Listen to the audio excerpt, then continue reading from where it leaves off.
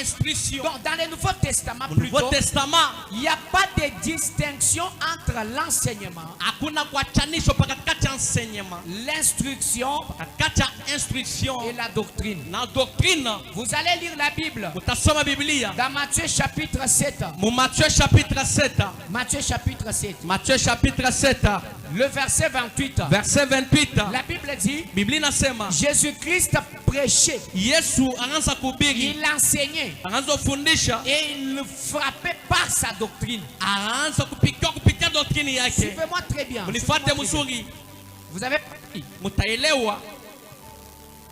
Il enseignait. Anaanza kufundisha, Il frappait par sa doctrine. anaanza kupitia doctrine yake. C'est très important. Inakuwa ya mafua. C'est dans Matthieu 7, verset 28. Ni mu Matthieu 7 verset 28. Que Dieu vous bénisse. Mungu amibariki. Vous allez comprendre. Mtaelewa. Jésus-Christ, Yesu Kristo, après que Jésus ait achevé ses discours, kiisha Yesu kumaliza mambo yake, la foule fit frapper de sa doctrine. Bantu banapikia kupitia doctrine yake. C'est-à-dire que Jésus-Christ enseignait. Ni kusema Yesu anaanza kufundisha. Cet enseignement-là, Ile mafundisho ile, c'était ça la doctrine. twene ilikuwa Donc dans doctrine. le Nouveau Testament, Nouveau on Testament ne sait pas différencier hatuwezi kuachanisha la doctrine, doctrine, l'enseignement. enseignement.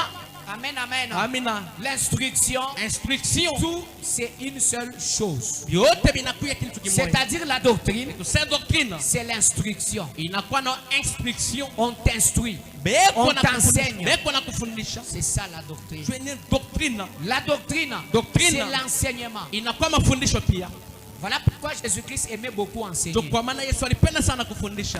C'est-à-dire il transmettait la doctrine. Ni kusema anaanza kupatia bantu musindi au Maintenant cette doctrine qu'il transmettait lakini ile doctrine anaanza kuambia bantu suscitait la fureur des Juifs. Twenye ganzoleta kishilani kwa bajufa. Amen, amen. Amina. Toi tu nous enseignes ça. Alors Alors qu'on nous avait dit ça. Donc l'enseignement, mafundisho c'est ça la doctrine. twenye doctrine. Quand on parle d'enseignement dans la Bible, Wakati unasema mafundisho Biblia, on fait allusion à la doctrine. tuko naona doctrine.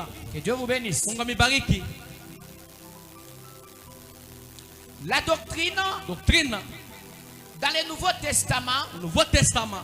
on nous montre Jésus-Christ Beko natuonesha Yesu Kristo. qui était le révélateur de la vérité divine. Ule anaanza kuambia bantu ukweli ya Mungu. Amen, amen. Amina. Voilà pourquoi Jésus-Christ, quand il prêchait, Ndio kwa maana Yesu wakati anaanza kuhubiri, il disait, anaanza sema en vérité, je vous l'ai dit. kwa kweli miko namiambia. C'est-à-dire qu'il révélait aux gens Ni kusanga kuambia bantu la vérité divine. ukweli ya Mungu. Vous allez lire dans Jean chapitre 7, Utasoma mu Jean chapitre 7, le verset 16. verset 16. La Bible nous dit, Biblia inatuambia Jésus leur répondit, Yesu akabajibu, ma doctrine n'est pas de moi, doctrine yangu aina yangu mwenyewe, mais de celui qui m'a envoyé. lakini inakuwa ya ule alinituma. Vous avez compris? Munaelewa? C'est-à-dire Jésus-Christ Kusema Yesu Kristo était en train d'expliquer anaanza kufasilia bantu la vérité divine. ukweli ya Mungu. Jésus-Christ était le révélateur.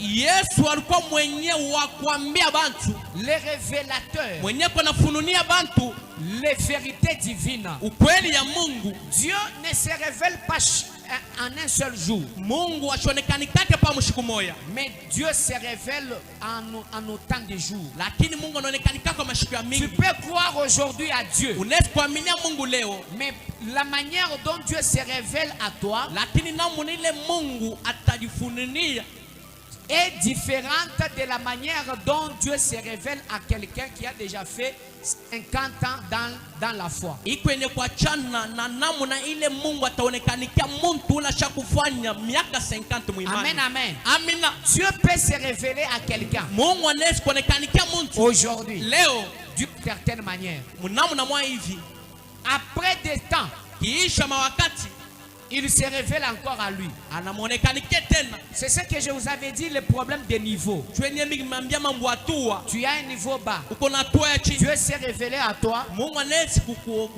kukuonekanikia d'une certaine manière. mnamna mwa hivi Et tu montes encore. na unapanda tena, Il se révèle en toi selon ta dimension spirituelle. anakuonekanikia tena kufuatana na hatua yako.